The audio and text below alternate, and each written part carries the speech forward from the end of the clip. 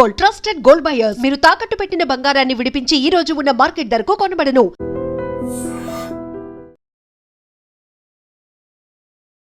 నమస్తే, నేను Kavitha. Welcome to I Dream News and నిజాలు. బంగ్లాదేశ్లో జనరల్ ఎలక్షన్స్ రేపు జరగబోతున్నాయి. ఇమ్మీడియట్గా కౌంటింగ్ స్టార్ట్ అవుతుంది. శుక్రవారం రోజు రిజల్ట్స్ అనేవి రాబోతున్నాయి. అక్కడ హిందూ మైనారిటీల మీద ఇప్పటికే దాడులు కొనసాగుతూనే ఉన్నాయి. వరుసగా అలాంటి దురాగతాలు కంటిన్యూ అవుతున్నటువంటి నేపథ్యంలో హిందువులు ఎలాంటి డిసైడింగ్ ఫ్యాక్టర్ ప్లే చేయబోతున్నారు? అందులోనూ పర్టికులర్గా బంగ్లాదేశ్లో జరగబోతున్నటువంటి ఎన్నికల్లో సర్వేల మీద భారతదేశం కూడా ఆసక్తి కనబరుస్తోంది. ఎందుకలా? మొత్తంగా బంగ్లాదేశ్ ఎలక్షన్స్ని మనం ఎలా చూడొచ్చు? మనతో పాటుగా ఉన్నారు సీనియర్ జర్నలిస్ట్ సురేష్ కొచతిల్ గారు. సార్ నమస్తే. సో బంగ్లాదేశ్ ఈ మధ్య కాలంలో విపరీతంగా వార్తల్లో ఉంది. అందులోనూ షేక్ హసీనా భారతదేశంలో ఉన్నప్పుడు అక్కడికి వెళ్లకుండానే ఎలక్షన్స్ తను పార్టిసిపేట్ చేయకుండానే జరుగుతున్నటువంటి ఎన్నికలు ఇవి. మొత్తంగా 350 అంటే 300 స్థానాలకి ఎన్నికలు జరగబోతున్నాయి. ఎలా ఉంది సార్ అక్కడ అంత ట్రెండ్ అనేది? ఇప్పుడైతే టచ్ అండ్ గో ఉంది సర్వేలో. ఎందుకంటే BNP, Bangladesh Nationalist Party, Tarique Rahman, Khaleda Zia కొడుకు లీడ్ చేస్తున్న పార్టీ 34% ఓట్తోని, అంటే ఒపీనియన్ పోల్స్లో ముందుకుంది. కానీ జస్ట్ బిహైండ్ దమ్ తారిక్ రహమాన్ వాళ్ళ జమాత్ పార్టీ 32% ఓట్లతోని ఒపీనియన్ పోల్స్లో ఉన్న సెకండ్ పొజిషన్. అంటే ఇద్దరిని కలిపితే ఒక 64% వస్తుంది. మిగతా ఆల్మోస్ట్ 30% ఎక్కడ ఉన్నారు, వాళ్ళు ఇంకా డిసైడ్ చేయలేదు. దీంట్లో పెద్ద ఒక సెగ్మెంట్ అవామీ లీగ్కి లాస్ట్ టైం ఓటేసిన వాళ్ళు. ఈసారి అవామీ లీగ్ని బ్యాన్ చేస్తారు, ఖాలిదా జియా వాళ్ళ పార్టీని. వాళ్ళు ఎవరికి ఓటేస్తారని పెద్ద ఒక క్వశ్చన్ వస్తుంది. చాలామంది దాంట్లో బిఎన్పికే ఓటేస్తా అంటున్నారు. అంటే లాస్ట్ మినిట్లో ఒక స్వింగ్ వస్తే బిఎన్పి గెలిచేస్తారు. 300 సీట్లు బిఎన్పి గెలుస్తే, ఉన్న సీట్లలో వాళ్ళకి 150 నుంచి 160 స్థానాలు వస్తే కూడా వాళ్ళ మెజారిటీ వచ్చేస్తుంది. మిగతా 50 స్థానాల్లో మహిళల కోసం రిజర్వ్డ్ ఉంది. కానీ వీళ్ళు ఏం చేస్తారంటే, ఈ 300 సీట్లు ఎవరు గెలిచారో వాళ్ళ రిప్రజెంటేషన్ పెట్టి ఆ పర్సంటేజ్ ఓట్ ఎంత వచ్చింది మీకు, దాన్ని బట్టి ఈ 50 సీట్లు నామినేట్ చేసుకుంటారు. So for example direct election కాదు, మహిళలకి సపరేట్ ఎలక్షన్. మహిళలు పోటీ చేయకూడదు. అక్కడ జమాత్ వాళ్ళు కూడా మహిళల్ని బుర్కాలా పెట్టి ఆల్మోస్ట్ ఒక తాలిబాన్ తీసుకొచ్చారు అక్కడ. ఇదే జమాత్ని ఖాలిదా జియా ఉన్నప్పుడు బ్యాన్ చేశారు. దానికన్నా ముందు వాళ్ళు ఓటయ్యారు. In fact Tarique Rahman I think 3 సార్లు గెలిచారు. ఆయన 3-4 సార్లు గెలిచారు ఎలక్షన్ ఇప్పుడు దాకా. ఇప్పుడు జరగబోయే ఎలక్షన్లో చాలా మట్టుకు అక్కడున్న లోకల్ పాలిటిక్స్ కూడా చాలా ఇన్ఫ్లుయెన్స్ అవుతుంది. ఈ స్టూడెంట్స్ పార్టీ ఒకటి ఉంది, మీకు గుర్తుంటుంది. వాళ్ళు ఎన్సిపి, మన ఎన్సిపి లాగా కాదు, నేషనలిస్ట్ సిటిజన్ పార్టీ అనే పార్టీ పెట్టుకున్నారు. వాళ్ళు యూజువలీ కాన్సన్ట్రేటెడ్ అరౌండ్ ఢాకా, కొంచెం ఢాకా చుట్టుపక్కల ఉన్న యూనివర్సిటీస్ అంతా వాళ్ళకి ఇన్ఫ్లుయెన్స్లో ఉంది. బంగ్లాదేశ్లో 25% మంది 18 to 25 ఏజ్ గ్రూప్లో ఉన్నారు. సో డిసైడింగ్ ఫ్యాక్టర్ అవుతారు. 1/4. సో డెఫినెట్గా వాళ్ళు డిసైడింగ్ ఫ్యాక్టర్ అవుతారు. వాళ్ళు ఎవరికి ఓటేస్తారు? ఒకటి అవామీ లీగ్, ఇంకోటి బిఎన్పి. సో డెఫినెట్గా నా అంచనా ప్రకారం ఏమైనా ఒపీనియన్ పోల్స్ ఏం చూపిస్తున్నా అంటే, అవామీ లీగ్ పార్టీ వాళ్ళంతా ఆల్మోస్ట్ 80% బిఎన్పికి ఓటేస్తారు. 20% మంది ఐదర్ సిటిజన్స్ పార్టీ ఆర్ జమాత్కి ఓటేస్తారు. జమాత్కే భారతదేశంతో ప్రాబ్లం ఉంది. ఎందుకంటే మనకు గుర్తుంటుంది, 1971 వార్లో పాకిస్తాన్ని సపోర్ట్ చేసిన వాళ్ళు జమాత్ ఇస్లామీ మన దగ్గర ఉంది, వాళ్ళ దగ్గర జమాత్ అంటారు. అదే పార్టీ మన దగ్గర కూడా ఉంది, జమాత్ ఇస్లామీ.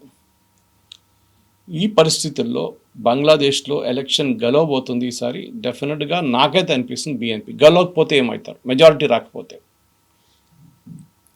రాకపోతే జమాత్తో టైఅప్ చేయాల్సి వస్తుంది. జమాత్తో టైఅప్ చేస్తే చాలా మటుకు కాంప్రమైజ్ చేయాల్సి వస్తుంది. వాళ్ళ ప్రిన్సిపల్స్ ఇండిపెండెంట్గా ఆపరేట్ చేయలేరు. దీని అన్నిటి నడుమిట్లో అక్కడున్న local politics with international politics. కొన్ని రోజుల ముందు దాకా ఈవెన్ షేక్ హసీనా ఉన్నప్పుడు కూడా చైనాని, ఇండియాని చాలా బాగా మేనేజ్ చేసుకుందాము. చైనా వాళ్ళు పెట్టుబడి పెట్టారు, భారతదేశం కూడా వాళ్ళు పెట్టుబడి పెట్టారు అక్కడ. ఇప్పుడు కూడా బంగ్లాదేశ్ పంపిస్తున్న 17% ఎలక్ట్రిసిటీ అదాని వాళ్ళ కంపెనీ చెందుతుంది, జార్ఖండ్ నుంచి. వాళ్ళు గిట్ట రేపు ఆఫ్ చేసేస్తే బంగ్లాదేశ్లో ఆల్మోస్ట్ 25-30% మందికి ఎలక్ట్రిసిటీ ఉండదు రేపటి నుంచి. మొన్ననే గొడవ జరిగినప్పుడు స్టార్టింగ్లో షేక్ హసీనా వచ్చినప్పుడు ఆల్మోస్ట్ $500 మిలియన్ బకాయా ఉండే. అది కొంచెం కట్టేశారు ఇప్పుడు, దానికోసం మళ్ళీ ఎలక్ట్రిసిటీ రెజ్యూమ్ చేశారు. కానీ బంగ్లాదేశ్లో ఉన్న పరిస్థితి చాలా దారుణం. ఎకనామికల్ ఇన్ఫ్లేషన్ చాలా ఎక్కువ. అది కాకుండా అన్ఎంప్లాయ్మెంట్, బంగ్లాదేశ్లో ఉద్యోగం లేదు. లీస్ట్ డెవలప్ కంట్రీస్ లిస్ట్లో వస్తారు బంగ్లాదేశ్. మన దగ్గర అంటారు పర్ క్యాపిటా బంగ్లాదేశ్ మనకన్నా ఎక్కువ అని. అది అట్లా కాదు, అది వాళ్ళ క్యాల్కులేషన్ తప్పు. ఎందుకంటే పాపులేషన్ తక్కువ ఉన్నప్పుడు న్యాచురల్లీ మీ ఇన్కమ్ ఎక్కువ చూపిస్తుంది. 1000 మందికి 10,000 రూపాయలు ఉంటే 100 మందికి అదే 10,000 రూపాయల విలువ ఎక్కువ ఉంటుంది. సో పాపులేషన్ తక్కువ. మన 140 కోట్లు ఉన్నాం మనం. మనది యావరేజ్ పర్ క్యాపిటా ఇస్ $3,000. అదే టైంలో యూఎస్ పర్ క్యాపిటా చూడండి $90,000. $90,000 పర్ క్యాపిటా ఆఫ్ యూఎస్, అంటే పర్ పర్సన్కి ఉన్న ఇన్కమ్ పర్ ఇయర్. భారతదేశంలో per person per income per year is $3,000. చాలా డిఫరెన్స్ ఉంది. బంగ్లాదేశ్ మెయిన్ ఎక్స్పోర్ట్, వాళ్ళు దాని మీద బతుకుతారు, అది టెక్స్టైల్స్. ఇప్పుడు మనం చూసాం నిన్ననే కొత్త ఒప్పందం చేసుకున్నారు బంగ్లాదేశ్ యూఎస్ కలిసి. అది ఎలక్షన్లో కూడా చాలా మటుకు ఇన్ఫ్లుయెన్స్ చేస్తుంది. దానికోసం ఒకరోజు ముందు సైన్ చేశారు. ఎందుకంటే ఇప్పుడున్న గవర్నమెంట్కి క్రెడిబిలిటీ లేదు. మొహమ్మద్ యూనస్కి they are not unelected government. వాళ్ళు ఎట్లా సంతకం పెడతారు? కొత్త గవర్నమెంట్ వచ్చిన తర్వాత పెట్టాలి కదా, చేయలేదు, ముందే చేసుకున్నారు యూఎస్ వాళ్ళు. దాంట్లో ఏం చెప్పారంటే బంగ్లాదేశ్ నుంచి యూఎస్కి పంపిస్తున్న కొన్ని టెక్స్టైల్స్ మీద 0% ఉంటుంది. ఈ ఎలక్షన్లో అది ఇన్ఫ్లుయెన్స్ కాబోతుంది. ఎందుకంటే 0% ఇచ్చారు చూడండి, ఎవరు చేపించారు అని ఒక క్రెడిట్ తీసుకోవడానికి చాలామంది ఉంటారు ఇప్పుడు దాంట్లో. బంగ్లాదేశ్లో చాలామంది మహిళలు పనిచేస్తున్న ఇట్లాంటి ఫ్యాక్టరీస్లో వాళ్ళ ఓట్లు చాలా ఇంపార్టెంట్. మనం చూడాల్సిందంటే ఇప్పుడు రేపు జరగబోయే ఎలక్షన్లో 38% దాకా బిఎన్పి తీసుకెళ్ళిపోతే వాళ్ళకి ఒక 170 నుంచి 180, 190 దాకా కూడా వెళ్ళచ్చు. పాకిస్తాన్కి ఒక రోల్ కూడా ఉంది దాంట్లో. అక్కడ పాకిస్తాన్ సపోర్ట్ చేస్తుంది ఈ స్టూడెంట్స్ వింగ్ని. అది కాకుండా that is NCP plus Jamaat ఇప్పుడు షేక్ హసీనా టైంలో బ్యాన్ చేస్తుంది, మీకు గుర్తుంటారు. ఎలక్షన్లో పోటీ చేయలేరు వాళ్ళు. ఇప్పుడు షేక్ హసీనాని బ్యాన్ చేశారు. బంగ్లాదేశ్ ఎలక్షన్ ఒక షామ్. ఎందుకంటే ఇంటర్నేషనల్ లెవెల్లో ఒక పార్టీని మీరు పోటీ చేయకుండా ఉండడానికి బ్యాన్ చేస్తే then that is a sham. ఎందుకంటే ప్రెసిడెంట్ ట్రంప్ ఎప్పుడు వెనజువేలా గురించి చెప్తూ ఉంటారు. అక్కడ అదే జరుగుతుంది. ఆపోజిషన్ లీడర్ని వాళ్ళ కంట్రీ నుంచి బయటికి తీశారు. ఇదే బంగ్లాదేశ్లో జరుగుతుంది కదా. So why is US accepting it? అది మనం ఫస్ట్ క్వశ్చన్ అనమాట. కానీ కవిత గారు ఇప్పుడు చెప్పిన దాని ప్రకారం బంగ్లాదేశ్లో ఎవరు గెలిచినా కానీ BNP or Jamaat or NCP or a coalition of all this, వాళ్ళ ఎకానమీ చాలా పెద్ద ప్రాబ్లంలో ఉంది. పాకిస్తాన్ కన్నా దారుణ స్థితిలో ఉన్నారు బంగ్లాదేశ్. కానీ అక్కడ అడ్వాంటేజ్ ఏంటంటే యూఎస్ పెద్ద పెట్టుబడి పెడుతున్నారు అక్కడ. వాళ్ళకి యూఎస్కి బంగ్లాదేశ్ని చైనాని కౌంటర్ చేయడానికి వాడుకుంటారు. ఎస్పెషల్లీ సౌత్ చైనా సీ కానివ్వండి, నార్త్ బంగ్లాదేశ్లో కూర్చుంటే వాళ్ళకి చైనా టిబెట్ వైపు నుంచి చైనాని మానిటర్ చేయొచ్చు వాళ్ళు. బంగ్లాదేశ్ కూడా అప్పుడప్పుడు హిందువుల మీద మనం చూస్తుంటారు రెగ్యులర్గా దాడి జరుగుతుంది. అది ఓపెన్ చేశారు ఇప్పుడు కామెంటరీతోని, దట్ హిందువుల మీద చాలా మటుకు దాడి జరుగుతుంది. నిన్న కూడా జరిగింది, ఇంకా జరుగుతుంది. మరి ఏం చేయలేము. ఎందుకంటే షేక్ హసీనా ఉన్నప్పుడు దాకా మనకు ఒక పట్టు ఉండే అక్కడ హిందువులు సేఫ్గా ఉన్నారు. 17 నుంచి 18% ఉన్న హిందువులు 24 దాకా ఉండే యాక్చువల్లీ ఇండిపెండెన్స్ టైంలో. ఇప్పుడు 4% కూడా లేరు. అప్పుడు కూడా కొంతమంది అంటారు 1 కోటి మంది ఇప్పుడు కూడా ఉన్నారు బంగ్లాదేశ్లో. వాళ్ళెవరికి వేస్తారు ఓట్లు? చిటగాంగ్ వైపు అని కానివ్వండి, సిల్హెట్ వైపు కానివ్వండి, ఇట్లాంటి చాలా మటుకు ఉన్నాయి. ఎవరు ఓటేస్తారు వాళ్ళు? అక్కడే వచ్చింది క్రూషియల్ ఫ్యాక్టర్. సో ఒక నెల ముందు ఒక అనౌన్స్మెంట్ ఉండే దట్ ఈ హిందువులందరూ కలిసి వాళ్ళు ఒక ఓన్ పార్టీ పెట్టుకున్నారు, 70 సీట్లు పోటీ చేయబోతున్నారని. కానీ దాని తర్వాత ఎక్కువ దాని మీద న్యూస్ లేకుండే. బహుశా ఈ ఎలక్షన్లో ఒక 50 స్థానాలు వాళ్ళు పోటీ చేస్తారు. ఎన్ని గెలుస్తారు అనేది పెద్ద ఒక క్వశ్చన్ మార్క్. ఎందుకంటే హిందువులు ఒకరే ఓటేసి గెలవడం అంటే బంగ్లాదేశ్లో ఇంపాసిబుల్. బంగ్లాదేశ్ ఇప్పుడు అందరూ చెప్తున్నారు ఏంటంటే ఒక తాలిబాన్ రూల్డ్ ఆఫ్ఘనిస్తాన్ లాగా మారిపోతుంది బంగ్లాదేశ్. బిఎన్పి కొంత మహిళల్ని పార్టీ ఎలక్షన్లో పెట్టారు క్యాండిడేట్గా. జమాత్ ఇస్లామీ ఒక్క మహిళని కూడా ఎలక్షన్లో పోటీ చేయలేదు. వాళ్ళేంటంటే మహిళలకి బయట వెళ్తే పరదా వేసుకోవాలి, మహిళలు పోటీ చేయడానికి కాదు, వాళ్ళు ఇల్లు చూసుకోవాలి, అంతే వాళ్ళ పని. So that is typically Taliban mind set.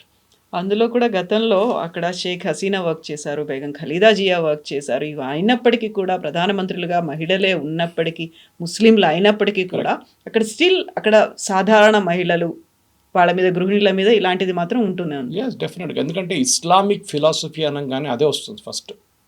Iran చూడండి మీరు, ఇరాక్లో దీనికన్నా ముందు సద్దాం హుసేన్ ఉన్నప్పుడు చాలా మోడర్న్ ఉండే, ఇప్పుడు మళ్ళీ దేవ్ గాన్ బ్యాక్.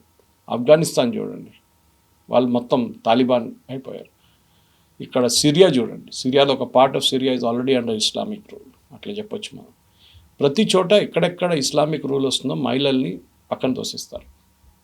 మీకు గుర్తుంటుంది, హైదరాబాద్లో కూడా మన దగ్గర ఒక ఎంపీ వాళ్ళ ఇంటికి మన రాజ్దీప్ సర్దేశాయ్ గారిని పిలిపించి బిర్యానీ తినిపించారు, చాలా పెద్ద డిన్నర్ చేయించిన తర్వాత రాజ్దీప్ అడిగారంట, మీ ఆవిడని కలవచ్చా, ఇంత బాగా బిర్యానీ చేసింది, కాంప్లిమెంట్ చేయాలంటే లేదు, మా ఇంట్లో మహిళల్ని మేము ఎవరిని కలవనీయం బయట వాళ్ళు. అంత regressive mindset, educated people మన దగ్గర. అప్పుడు మీరు బంగ్లాదేశ్, తాలిబాన్, పాకిస్తాన్, ఆఫ్ఘనిస్తాన్ సంగతి మాట్లాడక్కర్లేదు, they are even more backward. అట్లాంటి పరిస్థితుల్లో ఈ ఇస్లామిక్ ఫిలాసఫీని తీసుకొచ్చి బంగ్లాదేశ్ని, ఇప్పుడు కూడా వాళ్ళు ఏమంటారు, వాళ్ళ కాన్స్టిట్యూషన్ ప్రకారం దే ఆర్ సెక్యులర్, కానీ ఎక్కడ సెక్యులరిజం నాకైతే కనిపించట్లేదు. ఎందుకంటే అక్కడ ఇస్లామిస్టే రూల్ చేస్తున్నారు, అల్లాహు అక్బరే వాళ్ళ పిలుపు. సో దెన్ డెఫినెట్గా they will not allow any other religion, especially హిందువులను అక్కడ ఉండనియరు. దీనికే మనం సిటిజన్షిప్ అమెండ్మెంట్ యాక్ట్ తీసుకొచ్చాం, చట్టం అయింది. బంగ్లాదేశ్ నుంచి హిందువులు పారిపోయి రేపు వస్తే కూడా మన వైపు రావచ్చు, కానీ వాళ్ళ దగ్గర అక్కడ ఉన్న మొత్తం ఇల్లు, వాళ్ళ ఆస్తి అంతా అక్కడ పెట్టేసి రావాల్సి అంటే చాలా కష్టం ఉంటుంది.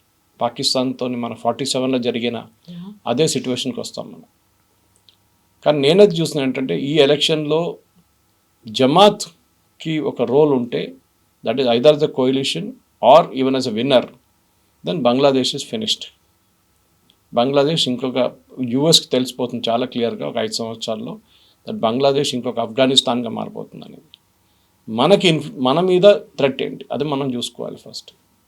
వీళ్ళెప్పుడు 7 సిస్టర్స్ నార్త్ ఈస్ట్ని మేము కట్ చేసేస్తాం, భారతదేశాన్ని సిలిగుడి దగ్గర చికెన్ స్నెక్ దగ్గర మేము నరికేస్తాం, అది ఇదని చెప్తుంటారు. అందులో యూనివర్సిటీలో కూడా పెద్ద ఎత్తున క్యాంపెయిన్లు కూడా చేశారు. ఏం జరగదు అవి.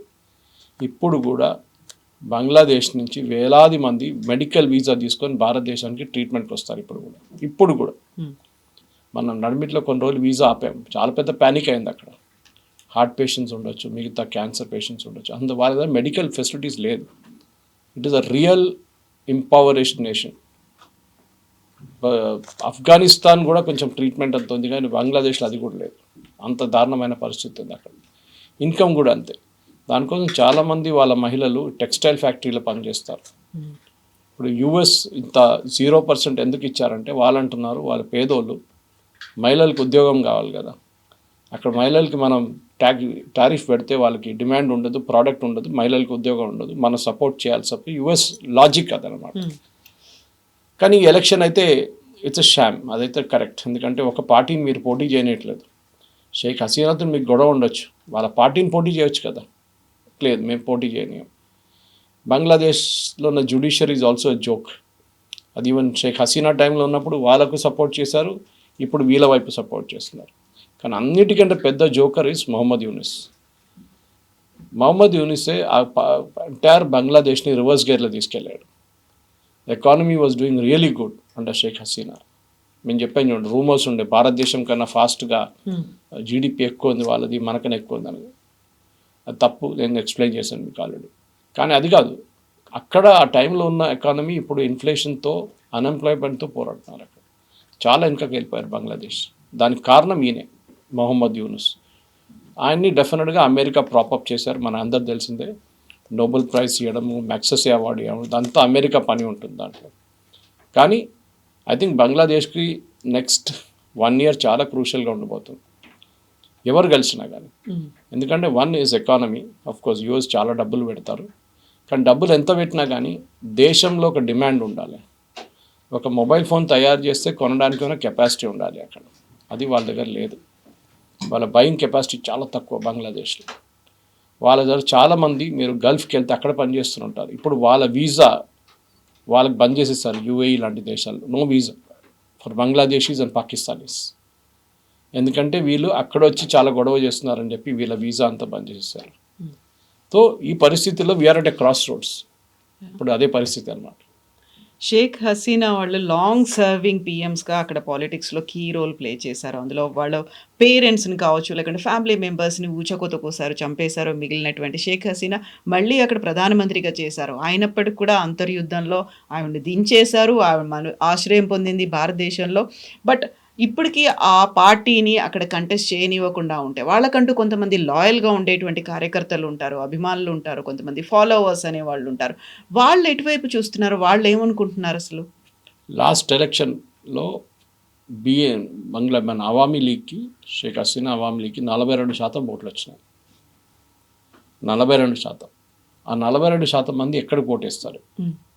చాలా క్రూషియల్. ఎందుకంటే ఇప్పుడు మనం చూస్తున్నాం 30-60 అని చూపిస్తుంది వీళ్ళిద్దరికి, almost tied BNP and Jamaat. ఈ మిగతా 42 పక్కన పెట్టి 30 తీసుకుందాం, మనం 32 తీసుకుందాం. వీళ్ళెవరు ఓటేస్తారు? Lesser of the two evils అంటాం మన ఇంగ్లీష్లో. దాంట్లో బిఎన్పి, న్యాచురల్లీ బిఎన్పికి ఓటేస్తారు వాళ్ళు. హిందువులు అక్కడ ఉన్న చాలా మటుకు హిందూ పార్టీస్ ఓటేస్తారు. వాళ్ళు గెలవలేరు, కానీ ఓట్లు వాళ్ళ ముస్లిం పార్టీస్కి డివైడ్ అయిపోతుంది, అక్కడ వెళ్ళదు. ఈ పరిస్థితుల్లో బిఎన్పికి, దానికోసం బిఎన్పి చూడండి వాళ్ళ స్ట్రాటజీ కూడా అదే మార్చుకున్నారు వాళ్ళు. We're all for a very secular government, మేము అందరినీ కాపాడుకుంటాం, మేము హిందువుల్ని చూసుకుంటాం అని తారిక్ రహమాన్ ప్రతి స్పీచ్లో చెప్పుకుంటూ వెళ్తున్నారు. ఆయనకు కావాల్సింది హిందూ ఓట్లు, అక్కడ 1 కోటి మంది అంటే తక్కువ కాదు. అది కాకుండా బిఎన్పి ఓట్స్, అది బిఎన్పి ఓట్స్ నుంచి అవామీ లీగ్ ఓట్స్ రావాలంటే డెఫినెట్గా ఆ పాట పాడాల్సిందే వాళ్ళు. కానీ వాళ్ళు ఓట్ వేస్తారో లేదో, బాయ్కాట్ చేస్తారో లేదో రేపు ఓట్ పర్సంటేజ్ మీద తెలిసిపోతుంది. బయటికి వచ్చి ఓట్ వేయకపోతే then BNP will be in a big problem. Voting percentage పెరిగితే లాస్ట్ టైం కన్నా దెన్ బిఎన్పి గెలుస్తారు. ఇది ఇప్పుడున్న ఒక అనాలిసిస్ ప్రకారం. కానీ రేపు ఏం జరుగుతుందో మనం చెప్పలేము. ఎందుకంటే Bangladesh is a failed democracy. Pakistan లా కాదు, పాకిస్తాన్ దారుణ పరిస్థితి. Here it is slightly better. Sheikh Hasina కూడా ఏదో మహాత్మా కాదు, ఆమె కూడా చాలా గొడవ చేసింది అక్కడ. ఆమె టైంలో జమాత్ని బ్యాన్ చేసింది ఆమె. షేక్ ఖలీదా జియాని జైల్లో పెట్టింది ఆమె. చాలా జరిగింది అట్లాంటిది. కానీ బంగ్లాదేశ్ షేక్ ముజిబుర్ రెహమాన్ చంపిన తర్వాత, ఆఫ్టర్ 71లో బంగ్లాదేశ్కి వచ్చిన తర్వాత, అప్పటి నుంచి ఇవాళ దాకా బంగ్లాదేశ్లో స్టెబిలిటీ అనేది లేదు. షేక్ హసీనా 3 సార్లు రూల్ చేశారు, కరెక్ట్. ఒక డిక్టేటర్ దాకా రూల్ చేస్తుంది ఆమె, అది కూడా కరెక్ట్. కానీ బంగ్లాదేశ్ పరిస్థితి ఇప్పుడు ఎట్లా అయిపోయిందంటే, ఒక డిక్టేటర్ వాళ్ళకి కావాలి. నార్మల్ ఒక సాఫ్ట్ మనిషితో బంగ్లాదేశ్ పనికిరాదు. పాకిస్తాన్ లాగానే. పాకిస్తాన్లో ఆర్మీ ఎందుకు నడిపిస్తారంటే సివిలియన్ గవర్నమెంట్ హ్యాండిల్ చేయలేదు ఇదంతా. షబాజ్ షరీఫ్ ఉండొచ్చు, నవాజ్ షరీఫ్ ఉండొచ్చు, దానికన్నా ముందు ఉన్న ఇమ్రాన్ ఖాన్ ఉండొచ్చు, జర్దారీ ఉండొచ్చు, బెనజీర్ భుట్టో, ఎవరైనా కానివ్వండి, జుల్ఫికర్ అలీ భుట్టో నుంచి, they cannot rule the country. దానికోసం పాకిస్తాన్లో ఎప్పుడు ఆర్మీ రూల్ చేస్తారు, సివిలియన్ అడ్మినిస్ట్రేషన్ పక్కన కూర్చుంటారు. బంగ్లాదేశ్లో బంగ్లాదేశ్ ఆర్మీ మోరల్లెస్ న్యూట్రల్ ఉంటారు. వాళ్ళు చూస్తుంటారు, మీరు ఇప్పుడు దాకా అంత ఎక్కువ గొడవ చేయలేదు. ఖలీదా జియా వాళ్ళ హస్బెండ్ వాజ్ వాళ్ళ అటాక్ చెప్పొచ్చు, మీరు ఖలీదా జియా వాళ్ళ పార్టీ చెప్పొచ్చు దాని గురించి. మీరు మిగతా పార్టీలు కూడా చూడండి, అందరికీ ఆర్మీతో అసోసియేషన్ ఉంది బంగ్లాదేశ్లో. కానీ Bangladesh army never interfered with the election process. వాళ్ళు ఉంటారు పక్కన, కానీ ఎప్పుడు వాళ్ళు అక్కడ కూ లాంచ్ చేయడమో, టేక్ ఓవర్ చేయడమో. ఎందుకంటే పాకిస్తాన్లో అయూబ్ ఖాన్ టైం నుంచి ఇప్పుడు అసీం మునీర్ దాకా ఆర్మీ పరిపాలిస్తున్నారు. పాకిస్తాన్లో అంటారు చూడండి, army and Allah will rule the country అని, అదంతే సంగతి. ఆ పరిస్థితిలో ఉన్నాం. సో డెఫినెట్గా పాకిస్తాన్ ఇన్ఫ్లుయెన్స్ మనకు వరీ ఫ్యాక్టర్ యాక్చువల్. ఎందుకంటే మనం చూసాం, క్రికెట్ది కూడా చూసాం పాలిటిక్స్. బంగ్లాదేశ్ని పాకిస్తాన్ సపోర్ట్ చేస్తున్నారు క్రికెట్ బాయ్కాట్లో. బంగ్లాదేశ్ పాకిస్తాన్ దగ్గర అంటున్నారు, మీ ఇండియాతో మ్యాచ్ ఆడాలి, వీఆర్ లైక్ బ్రదర్స్. ఆ యాటిట్యూడ్కి వచ్చేసారు వాళ్ళు. పాకిస్తాన్ నుంచి డైరెక్ట్ ఫ్లైట్స్ మొదలుపెట్టారు ఢాకాకి. పాకిస్తాన్ నుంచి ఆయుధాలు పంపిస్తున్నారు ఢాకాకి. దాన్ని నడుస్తున్నప్పుడు definitely we should be worried. ఎందుకంటే మనం ఓన్లీ మన వెస్టర్న్ ఫ్రంట్ చూస్తూనే ఉంటాం ఇప్పుడు దాకా. ఇప్పుడు నా ఈస్టర్న్ ఫ్రంట్ కూడా చూడాల్సి వస్తుంది మనకి. ఇటువైపు నుంచి మన మీద ఏమైనా రేపటి దాడి మొదలైతే అది problem. It all depends on also the west Bengal elections. ఇప్పుడు రాబోయే వెస్ట్ బెంగాల్ ఎలక్షన్ దానికి ఒక పెద్ద ఇండికేటర్. ఎందుకంటే మమతా బెనర్జీ ఆమెకు పెద్ద వరి ఏంటంటే ఈ బంగ్లాదేశ్ నుంచి వచ్చిన వాళ్ళ పేర్లు లిస్ట్ని తీసేస్తే ఆమె ఓడిపోతే అక్కడ ఒక బీజేపీ గవర్నమెంట్ వస్తే వాళ్ళ టఫ్ స్టాండ్స్ తీసుకుంటారు. వాళ్ళు అక్కడ ఉన్న బంగ్లాదేశ్ని అందరిని తెరిమి కొడతారని డౌట్ లేదు. ఆల్రెడీ ఫెన్సింగ్ గురించి కాంట్రవర్సీ నడుస్తుంది. బీఎస్ఎఫ్కి ల్యాండ్ ఇవ్వట్లేదు, కోర్టుకి వెళ్ళారు, కోర్టు అన్నారు ల్యాండ్ హస్ బి గివన్ అన్నారు. అమిత్ షా గారు స్టేట్మెంట్ కూడా ఇచ్చారు దాన్ని. ఇంకొక 500 కిలోమీటర్ ఫెన్సింగ్ చేయాల్సి ఉంది మనకి బంగ్లాదేశ్ వైపు. సో మమతా బెనర్జీ గవర్నమెంట్ పోయి ఒక బీజేపీ గవర్నమెంట్ రేపు అక్కడ వస్తే దెన్ బంగ్లాదేశ్ వాళ్ళతో ఉన్న రిలేషన్షిప్ మనకి ఇంకొక లెవెల్కి వెళ్ళిపోతుంది అప్పుడు. ఎందుకంటే అస్సాం వైపు ఇంకొక నడుస్తుంది, ఇది బంగ్లాదేశ్ వైపు నుంచి వెస్ట్ బెంగాల్కి ఇంకొక రిలేషన్షిప్ ఉంటుంది. డెఫినెట్గా నెక్స్ట్ 6 నెలలు చాలా క్రూషియల్గా ఉండిపోతుంది కవిత గారు. సో ఇప్పుడు హిందువులకి సంబంధించి RSS chief Mohan Bhagwat very రీసెంట్గా చేసినటువంటి కామెంట్స్, హిందువుల మీద బంగ్లాదేశ్లో అట్రాసిటీస్ జరుగుతున్నాయి, అక్కడ హిందువులు తిరగబడితే ప్రపంచవ్యాప్తంగా ఉన్నటువంటి హిందూ సమాజం వాళ్ళకి సపోర్టివ్గా ఉంటుంది అనేది. ఆ మెసేజ్ వాళ్ళకి రీచ్ అయిందా, వాళ్ళు ఎలా రియాక్ట్ అవుతున్నారు అని ఆలోచించే లోపే మళ్ళీ అటాక్స్ అవుతున్నాయి, అక్కడ హిందువులు చనిపోతూ ఉన్నారు, వ్యాపారాల మీద, మహిళల మీద, వీటన్నిటి మీద. అక్కడ హిందువులు క్రూషియల్ రోల్ ప్లే చేయబోతున్నారు అనుకున్నప్పుడు వాళ్ళు మైనారిటీలే కదా అని తీసేస్తారా, లేకపోతే వాళ్ళు ఎవరు మాకు కొంచెం సాఫ్ట్గా ఉంటారు అని ఆలోచిస్తున్నారా?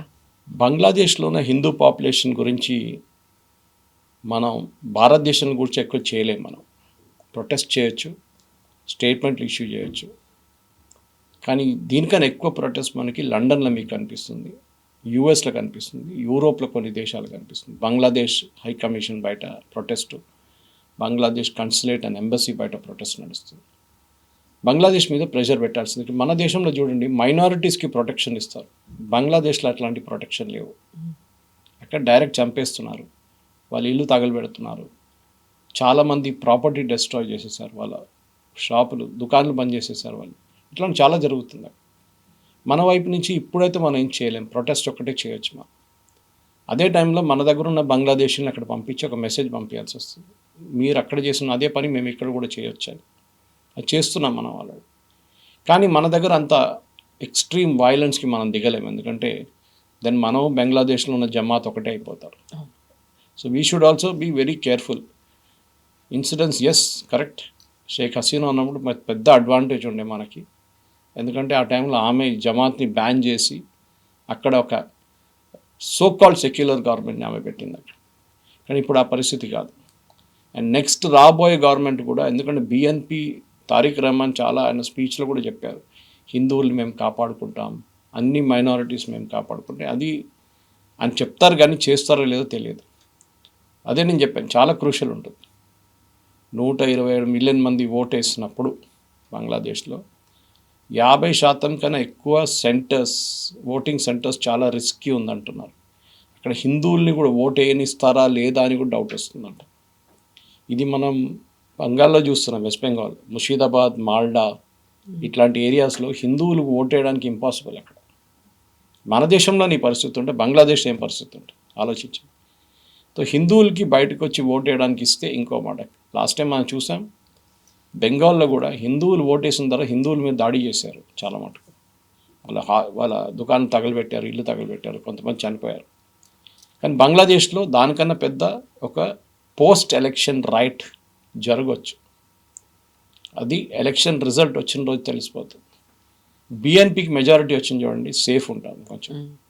కానీ జమాత్ అండ్ బిఎన్పి ఈక్వల్గా వస్తే వీళ్ళు కొత్త గవర్నమెంట్ వీళ్ళిద్దరు కలిసి ఫామ్ చేయాల్సి వస్తుంది. అప్పుడు మొత్తం సిచ్యువేషన్ మారిపోతుంది.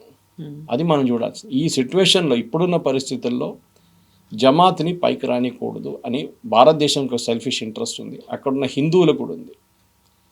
3 unknown factor is this NCP, national citizens party. ఈ యంగ్స్టర్స్ది వాళ్ళు ఏం చేస్తారు, వాళ్ళకి ఓట్లు వస్తాయి కానీ అన్ని సీట్లు రావు.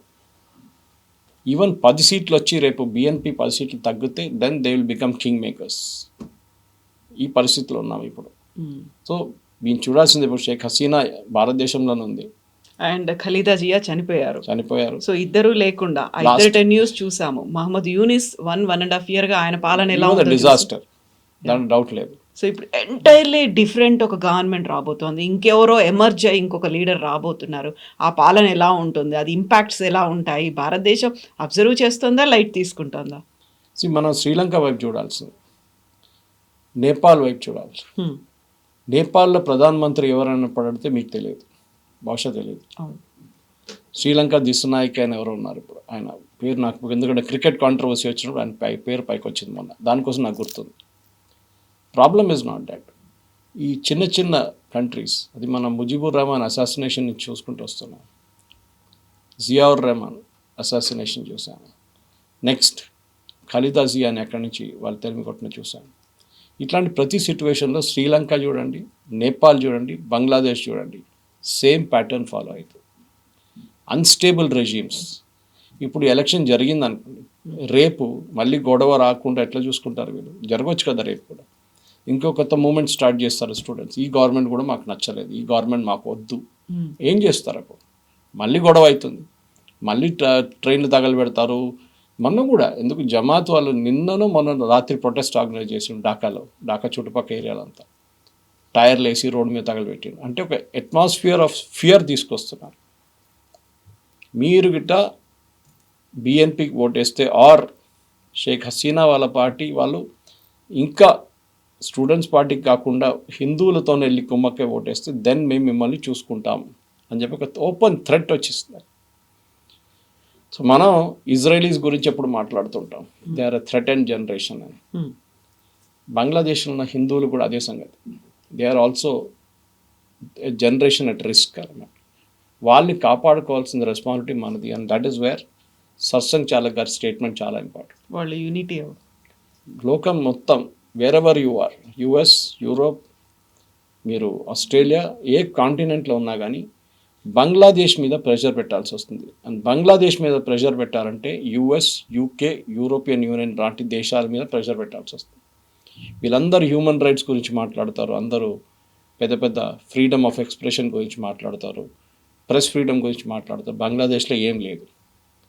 సో వీళ్ళ మీద ప్రెషర్ పెట్టాల్సి వస్తుంది, యూరోపియన్ గవర్నమెంట్స్ మీద పెట్టాలి, యుఎస్ గవర్నమెంట్ ప్రెషర్ పెట్టి మీరు డిక్టేట్ చేయాలి. అక్కడున్న హిందువుల సంగతి చూడండి ఏం చేస్తున్నారు. హిట్లర్ ఇజ్రాయలీస్తో చేసిన, జ్యూస్తో చేసిన అదే పని బంగ్లాదేశ్లో అక్కడున్న జమాత్ వాళ్ళు చేస్తున్నారు. హిందువులను చంపుతున్నారు, వాళ్ళ ఇల్లు తగలబెడుతున్నారు. They need protection. మనం ఇండియా ఎంతో ప్రొటెస్ట్ చేసినా కానీ సీరియస్గా తీసుకోరు, because we have a natural affinity, మనకు ఒక సెల్ఫిష్ ఇంట్రెస్ట్ ఉంది దాంట్లో. కానీ బయట ఉన్న నాన్ రెసిడెంట్స్ ఇండియన్స్ కానీ, పీపుల్ ఆఫ్ ఇండియన్ ఆరిజిన్ కానీ, అమెరికాలో ఉన్న చాలా మటుకు కాంగ్రెస్ మెన్ కానీ, యూకేలో ఉన్న చాలా మటుకు ఎంపీస్ కానీ, మినిస్టర్స్ ఇండియన్ ఆరిజిన్లో ఉన్న వీళ్ళందరూ ప్రెషర్ పెట్టాల్సిందే. ప్రెషర్ పెడితే డెఫినెట్గా బంగ్లాదేశ్ గవర్నమెంట్ మీద ఒక నిఘా ఉంటుంది. రేపు వాళ్ళ మీద శాంక్షన్స్ కూడా పెట్టవచ్చు. ఆ పరిస్థితికి మనం తీసుకురావాలి వీళ్ళు. Yes sir, thank you so much. Thank you very much. నిజంగా ప్రస్తుతం ఉన్నటువంటి సమాజం దేనికి ప్రయారిటీ ఇస్తుంది?